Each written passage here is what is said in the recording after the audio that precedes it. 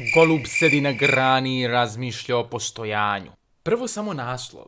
Zamislite goluba. Jedno obično sivo biće. Leteći pacov, koji je, ako obratimo malo više pažnje, u suštini prelep.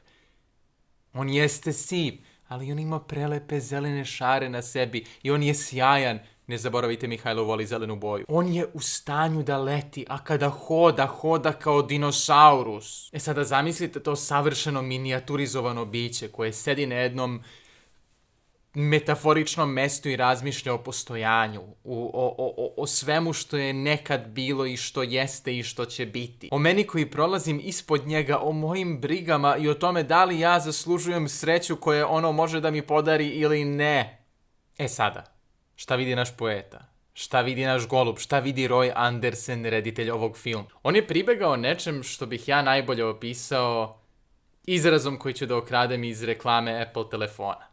U nekoj od tih reklama, neko, valjda glavni dizajner, kako god se zvao, kaže da su oni destilovali stari telefon i izvukli sve dobro što je u njemu bilo, a sve loše odbacili i tako su dobili novi telefon koji je savršen. Taj izraz se meni mnogo dopada, oni su destilovali. Ovaj film je kao destilacija naših života. I Roy Andersen je izvukao sve što je u njima zanimljivo i na neki način vredno pažnje, ili se ponavlja. Čak nije ni zanimljivo, čak nije ni da je vredno pažnje, nego se ponavlja i karakteriše naše dane. On predstavlja jedan siv, uredan, uglađen, na neki čudan način, jedan savršen svet, bez emocija, bez uzburkanosti. Mi gledamo aktere kako izvode fraze i situacije koje su deo svačijeg života. Vad roligt att höra att ni har det bra. Vad roligt att höra att ni har det bra. Prikazuju nam kako dosadne elemente, tako i ključne elemente našeg življenja koji itekako formiraju i utiču na naše živote. I sve to ovaj film radi na jedan sterilan, pomalo beketovski način. Kao da ceo svet čeka Godoa i eto. Kao da ceo svet čeka Godoa. Vad roligt att höra att ni har det bra. Sa likovima ne provodimo previše vremena. Zbog toga smo u stanju da se za njih ne vežemo emocionalno i možemo da sagledamo puku fizikalnost onoga što oni rade, onoga kroz šta oni prolaze. Takva distanca između nas i ovih likova je još više naglašena belom šminkom koja prekriva lica većine likova u filmu. Vad roligt att höra att ni har det bra.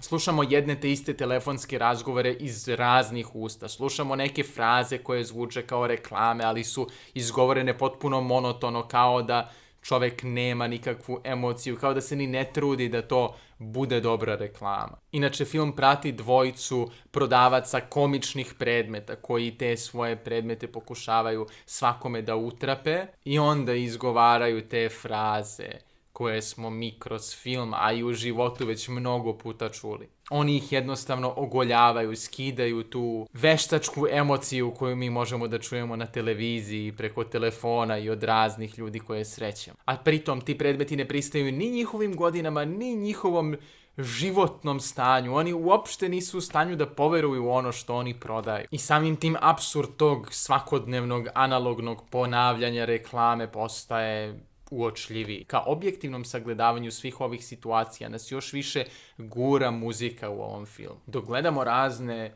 tužne, emotivne, ozbiljne, spore situacije u ovom filmu, ritam našem gledanju daje laka, vesela, baletska muzika. Dok debeljuca ispija pivo do koga je došao... Är det någon som vill ha det här? En räksmörgås och en stor starköl. Gratis!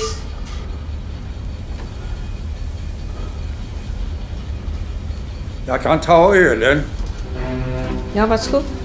Do koga je došao? Mi slušamo valcer i on nas podsjeća da je sve ovo samo igra. Da je sve ovo što se događa neizbežno. U čitavom filmu zidovi su prazni i to nekako još više naglašava nedostatak iluzije, nedostatak emocije u njihovim životima. Kao da oni nisu vlasnici svog života. Kao kada odemo u studentski stan gdje su se mlada bića tek doselila i postoje samo neke Ikea slike na zidu ili nema nikakvih slika, nikakve, znate te stanove, ništa na zidovima, samo beli zidovi i kreveti koji su stari i korišćeni. U ovom filmu su te situacije mnogo urednije, ali su i dalje tako nekako... Reditelj je u ovom filmu dostigao tačku na kojoj nema potrebu da upotrebljava ni jednu suvišnu reč, ni jednu suvišnu emociju, kao da je... Zato što je ovaj film deo jedne trilogije o ljudima. U prethodnim filmovima još postoje neki malo emotivniji, malo burniji trenuci. Ovdje ne. Ovdje je savršen ekvilibrijum sivila.